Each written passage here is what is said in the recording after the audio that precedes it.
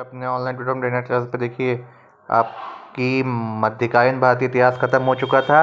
अब आप देख रहे होंगे ये आपका जो है मॉडर्न हिस्ट्री, आधुनिक भारतीय इतिहास चल रहा है। महत्वपूर्ण बिंदुओं की सब कुछ जानकारी दी जा रही है। वीडियो आपको अच्छा लग रहा हो तो लाइक, शेयर एंड सब्सक्राइब जरूर करें। अब आइए देखते हैं। देखिए, ये आपके जो आने वाले अपकमिंग सीरीज है UPPCS, UP SSC, high court, one दरोगा और कई सारे रिसेंट में एग्ज़ाम में CUET, इवन तक CUET तक के लिए बहुत इंपॉर्टेंट है ये। ठीक है, इसकी आपकी फ्री पीडीएफ आपको टेलीग्राम चैनल पे, फेसबुक, ट्विटर पे मिल जाती है। तो आइए स्टार्ट करते हैं। देखिए, हम आपको कौन कौन कैसे भारत में आया था वो बता चुके थे, डच, फ्रांसीसी और ब्रिटिश। और ये पूरा हम आपको बता दिए थे। बेदरा के युद्ध के बाद से सब खत्म हो जाते हैं, सिर्फ ब्रिटिश ईस्ट इंडिया कंपनी ने। तो अब ईस्ट इंडिया कंपनी के बाद बंगाल के जो नवाब आते हैं उनके साथ कैसे रिलेशन थे, आइए स्टार्ट करते हैं यहाँ से। देखिए, ईस्ट इंडिया कंपनी और बंगाल के नवाब। अब देखिए क्या था। बंगाल के प्रथम स्वतंत्र शासक मुर्शीद कुली खां थे, हमने आपको बताया था। और उनके उत्तराधिकारी सुजाउद्दीन और अलीवर्दी खां के समय बंगाल जो है इतना ज़्यादा हो गया था कि इसको भारत का स्वर्ग बोलते थे। देखिए, अब आप देखते भी होंगे बंगाल से ही कट करके बांग्लादेश में, सोचिए कितना बड़ा रहा होगा वो। 1651 में शाह शुजा से अनुमति प्राप्त कर ईस्ट इंडिया कंपनी ने हुगली में कारखाना स्थापित किया। ये इंपॉर्टेंट है, हुगली में कब स्थापित किया। तत्कालीन बंगाल की प्रमुख निर्यातक परक, जीन्स, सीरा, रेशम और चीनी का व्यापार जो है वहाँ से कंपनी ने प्रारंभ किया। अब 1670 से 1700 के बीच बंगाल में इंटरलोपर्स आ गए थे, यानी अनाधिकृत अंग्रेजी व्यापार और दास्तान दाजों का बोलबाला हो गया था। ये स्वतंत्र कंपनी के नियंत्रण से मुक्त होकर व्यापार करते थे। अब देखिए धीरे धीरे कैसे ये यहाँ तक पहुँचेंगे। फिर क्या होता है, फिर होता है इन व्यापारियों की गतिविधियों से ही कालांतर में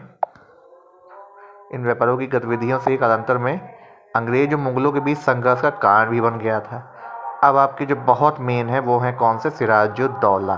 देखिए, सिराजुद्दौला क्या थे, अलीवर्दी के बाद उनके नाती थे। 10 अप्रैल 1756 को बंगाल के नवाब बनते हैं। सिराजुद्दौला के राजगद्दी के प्रतिद्वंदी और विरोधियों में से प्रमुख थे पूर्णिया के नवाब शौकतगंज, जो कि उनके चचेरे भाई थे।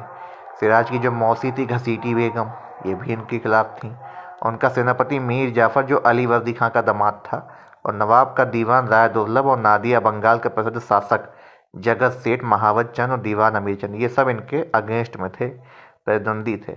शौकत जंग को जो है पूर्णिया का नवाब तथा घसीटी बेगम ढाका के गवर्नर की जो है विधवा थी। अब देखिए ढाका कहाँ था, अब इस टाइम कहाँ है। फिर क्या होता है, अक्टूबर 1756 में मानिहारी के युद्ध में सिराज ने जो है शौकत को पराजित कर दिया, उसकी हत्या कर दी। फिर क्या होता है, सिराज का अंग्रेजों के साथ संबंध कड़वाहट बढ़ा रहा था, यही इनके लिए कारण था। कारण जिम्मेदार क्या थे, अंग्रेजों और नवाब की सत्ता की अवहेलना कर दी गई थी। नवाबों के राज्यारोहण के समय उसे उचित सम्मान और उपहार कंपनी द्वारा नहीं दिया गया। नवाब को कंपनी द्वारा कासिम बाजार फैक्ट्री के निरीक्षण की अनुमति ना मिलना, नवाब की अनुमति के बिना फोर्ट विलियम की किलेबंदी कर दी गई थी। फरुख सियाह द्वारा प्रदत्त अधिकार दस्तक उस टाइम दिया गया था, कंपनी कर्मचारियों ने दुरुपयोग कर लिया था, फरुख सियाह ने जो दिया था।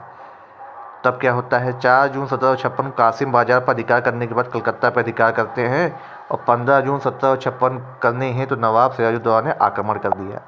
अब कलकत्ता के गवर्नर रोजर ड्रेक सेनापति मिचनिन को हुगली नदी के ज्वारग्रस्त फुल्टा द्वीप में शरण लेनी पड़ी। ठीक है, और आत्मसमर्पण बाद में कर देते हैं। अब ये बहुत इंपॉर्टेंट, ब्लैक होल की घटना ही जो है कहीं ना कहीं भारत में अंग्रेजों को बक्सर के युद्ध से पहले जो उनको प्रबल युद्ध देती है, वो यही इसी घटना के कारण होता क्या है। 20 जून 1756 को विलियम फोर्ट के पतन के बाद सिराज ने बंदी बनाए गए 146 कैदियों को क्या करते हैं, देखिए इसमें स्त्री भी थे, बच्चे भी थे, वो एक बंद कमरे में, इतने 18x10 के कमरे में जो है 146 लोगों को, सोचिए अगर आप लोग केवल एक ट्रैवलिंग कर रहे होते हैं और क्लोज्ड स्पेस में, जैसे ट्रेन होती है या कहीं भीड़ होती है तो घुटन होने लगती है, तो सोचिए उस कमरे में इतने लोगों को बंद कर दिया गया और केवल 21 लोग जीवित बचे थे 21 जून को, अगले दिन, बाकी सब मर गए थे। इनमें इनके हॉलवेल अधिकारी भी शामिल थे। अब इससे क्या हुआ, इससे इन्होंने जो है इसको ब्लैक होल यानी कालकोठी त्रासदी यानी ब्लैक होल ट्रेजेडी की उन्होंने संज्ञा दे दी और इसको ब्लैक होल इन्होंने बोला। फिर क्या होता है, फिर होता है अंग्रेज इतिहासकारों ने 20-21 जून की इस घटना को ये बोला, और इसी से गुस्सा होकर के पुनः अधिकार करने के लिए 1756 में मद्रास से रॉबर्ट क्लाइव के नेतृत्व में जो सैनिक अभियान कलकत्ता को भेजा गया। इसमें जो है थल सेना क्लाइव, मेजर किलपैट्रिक के नेतृत्व में जल सेना एडमिरल वाटसन, तीनों तरफ से अटैक किया गया। क्लाइव ने बजबज पर अधिकार करके 2 जून 1757 को स्थानीय अधिकारी को मानिक चंद्र को घूस देकर कोलकाता पर अधिकार कर लिया। अब क्लाइव के बढ़ते प्रभाव से भयभीत होकर नवाब सिराज ने संधि प्रस्ताव रखा। फिर 9 फरवरी 1757 को कंपनी और नवाब के जो है मध्य अलीनगर की संधि आपसे अगर पूछा जाए कब होती है तो 1757 में। अब इसमें क्या होता है, मुगल बादशाह द्वारा कंपनी के प्रति समस्त व्यापारिक सुविधाओं को स्वीकार कर लिया। संधि के तहत अंग्रेजों को सिक्का ढालने और कलकत्ता में किलेबंदी का भी अधिकार मिल गया। देखिए अंग्रेज कितने पावरफुल होते जा रहे थे। 18 अगस्त 1757 को अंग्रेजों ने कलकत्ता में अपनी टकसाल स्थापित कर ली थी। सिराज के विरोधियों में से एक मीर जाफर को जो है सिराज के बाद बंगाल का अगला नवाब प्रस्तावित कर प्लासी के युद्ध में जुट गया। अब ये बहुत इंपॉर्टेंट था, कहीं ना कहीं इसने कमज़ोर कर दिया था भारतीय सत्ता को। प्लासी का युद्ध, डेट याद रखिएगा 23 जून 1757। होता क्या है, वर्तमान में जो प्लासी है बंगाल के नादिया जिले में भागीरथी नदी के बाएं किनारे पर स्थित है। प्लासी के युद्ध की गणना भारत के निर्णायक युद्धों में की जाती है क्योंकि इसके बाद ही भारत में अंग्रेजों ने अपने शासन की नींव रखी थी। भारत को गुलाम बनाकर उस पर 200 वर्षों तक शासन किया।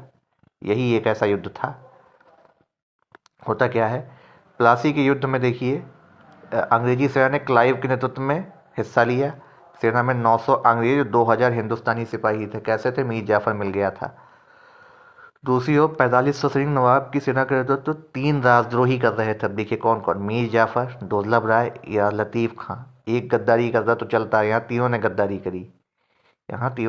की। तो होता क्या है, 23 जून 1757 मुर्शिदाबाद के दक्षिण में 22 मील की दूरी पर स्थित प्लासी नामक गांव में दोनों सेनाएं आमने सामने होती हैं।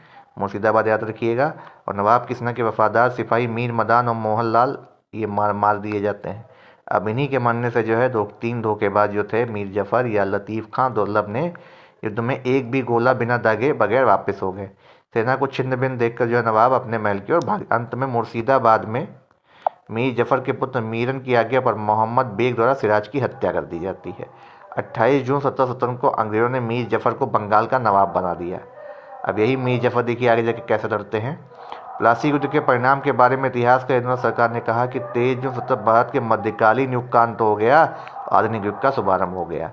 अब मेल्सन जी क्या कहते हैं, इतना शक्तिशाली तात्कालिक स्थायी और प्रभावशाली परिणामों में मिला कोई युद्ध नहीं हुआ। इस युद्ध की विजय ने बंगाल में अंग्रेजों साम्राज्य की नींव डाल दी थी। अब तीसरे क्या बोलते हैं, इतिहास का के.एम. पन्नीकर क्या कहते हैं, प्लासी सौदा था जिसमें बंगाल के धनी लोगों और मीर जाफर ने नवाब को अंग्रेजों को बेच दिया। अब प्लासी के युद्ध से मुगल बादशाह कौन था, Alamgir second. That's a very important question for your exam. Alamgir second था, पूछा जाता है। ल्यूक स्कॉटन को नवाब के दरबार में अंग्रेज रेजिडेंट नियुक्त किया जाता है और किसके खिलाफ था, अगर आपसे पूछा जाए तो क्लाइव थे उस टाइम आपके अंग्रेजों की तरफ से सेनापति। फूट डालो और राज करो नीति का पहली बार प्रयोग यहीं पे किया था। आपसे पूछा जाए कब हुआ, प्लासी के युद्ध